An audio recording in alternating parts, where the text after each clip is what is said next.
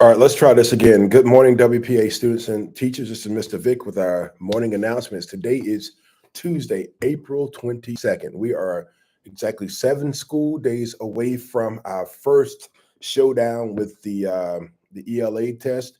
Students, I've been talking to your teachers this morning. We had a fantastic ELA PLC, and what PLC stands for is Professional Learning Community. This is when our teachers of certain subjects get together and we talk about what students know, what students need to know, and what do we do when students know it. So how do we know what you know and what you need to know? Well, first of all, we've been planning based on a set of standards. A standard is a measure that the state of Florida has given us to show us what particular grade level students need to know. For example, if it's analyzing certain types of text or informational text to generate meaning or draw meaning about the author's purpose or the author's style or mood, if that's a particular standard, then we have to measure that standard and teachers have to teach toward that standard. And that's what we've been doing. And one of the things that's been helping us the most is our crunch time plans or are our crunch time plans and this green dot challenge. That's why the teachers are doing it and are sticking to it so much, because it actually is a great measure every single week to tell us where you are and what you know, to make sure that we're delivering effective instruction. Now, without such things, it's kind of hard, because if we don't have a green dot challenge, then sometimes we're teaching, we may be giving tests, but we may be doing some of those things and just kind of hoping, but we don't have to really hope. We can know each and every week by you guys doing the best that you can on those green dot challenge assessments. That's why you've been doing it in every class. It is not for you, it's not punishment. It's actually us making sure that we are measuring what we're teaching. So it's awesome for us. It's great time for us. Our ELA teachers were bragging about each and every one of those classes. And one of the things that they say is one of the biggest challenge for our students is actually taking the time to read. Now, one of the strategies that we talked about during our teacher workday when you guys were out last Friday was that reading the questions so that you can kind of know the purpose for your reading or set in your mind, why am I reading this? What do I need to know? Taking advantage of the information in the question that tells you, hey, in paragraph 10 or in sentence number, blah, blah, blah, and then knowing how to look at the margin and tell which paragraph you're reading. So those are just some of the strategies that we use.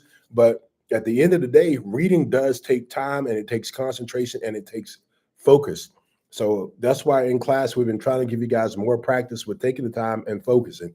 Now, people who are doing well on the Green Dot Challenge, I've heard so many different instances from Mr. Washburn's class. He said he's got some kids in there that are getting every single green dot. I'm looking at the different charts. I was in Miss Pierce's class this morning. A lot of kids with green dots, particularly her first and second blocks, of her first and second, blocks. That third block, I think, is a fifth, sixth block. We still have some work to do, but if kids, you're tired by that time of the day, kind of give yourself a little pep up and regenerate, refresh, and go at it, because the test is coming next week. And if we do the same level of intentionality as we do on those green dot challenges, if we take that same momentum into the test, we are going to shock a lot of people. And I mean that sincerely. We're going to surprise a lot of people. Last year, our proficiency in English was around 22, 23%. That means if I line up 10 people, 2 of the people were proficient in English. 10 people out of every 10 students, 2 of them could read at grade level. I believe we're going to far outdo that this year. I'm thinking we're going to be approaching 30 to 40%. And that's just with people pushing in and then giving their attention to what their teachers are asking them to do. Now, that is a significant jump. It might not sound like much. Perfect, of course, will be having all 10 out of 10 people, but that is something we're growing to. We start that this year so that next year we even get better and better and better. And then we move WPA from a D to a C to a B and to an A school. And that's when people will be like, hey, what happened with Warrington? I can't believe they turned it all the way around, but it starts with you and what you're doing. I had the pleasure of meeting with 8th grade parents last night. 8th grade has some amazing things planned for those students for 8th grade week. One of the things that they're going to be talking about in class today is a contract that each and every 8th grader will have to sign. Failure to sign that contract means that you are automatically eliminating yourself from everything that's going to be taking place during 8th grade week. Don't do that. We cannot care or out care for you. If we can right now, of course we will always care, but we can't do more work than you are for you to be successful. You're going to have to put in the work. And part of that is paying attention to everything that we're asking you to do, including uniform, including your disposition and attitude in class. including showing up for testing. In order for us to give you an amazing week that's going to cost us some time and some resources and some of our effort, you have to put in some of the work. In other words, you have to earn it. I had a student in my office today, and I was talking through some of the things that 8th grade will be doing, and he said, Mr. Vick, that's going to eliminate a lot of students. What if you only have like 16 people show up for graduation? We're going to celebrate all 16 people who earned it. So that's what we're going to do. I haven't been a high school principal. I'm used to people earning it. So when you got to earn it, you got to push it. You got to push yourself, and you're going to have to tone it down and make sure that, number one, you're in dress code. You're doing what the teachers are asking you to do. You're paying attention to the work and assignments. Everything that we're asking you to do is for you to get better. All right. It's for you to get better. It's not for us. It's not that we're trying to eliminate you, but we want to make sure that we're pouring our best efforts into people who are actually doing the right thing so that their parents and their friends and family can come out and celebrate, and we can celebrate all throughout 8th grade week. And I've heard rumors of 7th grade possibly doing something, 6th grade possibly doing something as well. But in everything that we do, guys, you're going to have to earn it. So I've spoken a lot. I didn't reach into my pocket and look for my cell phone. There are probably a few shout outs that teachers have given, but since I'm going long today, I'm going to kind of forego that.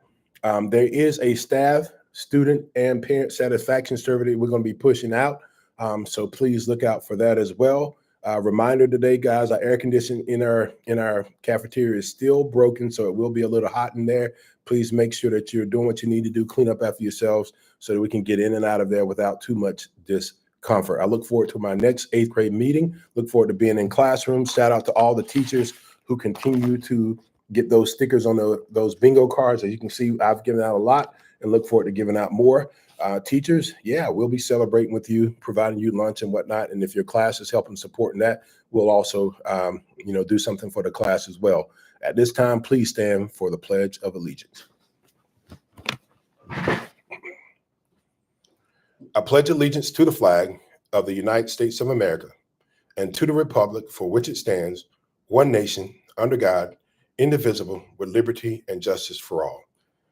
All right, time for your 1 minute of silent reflection.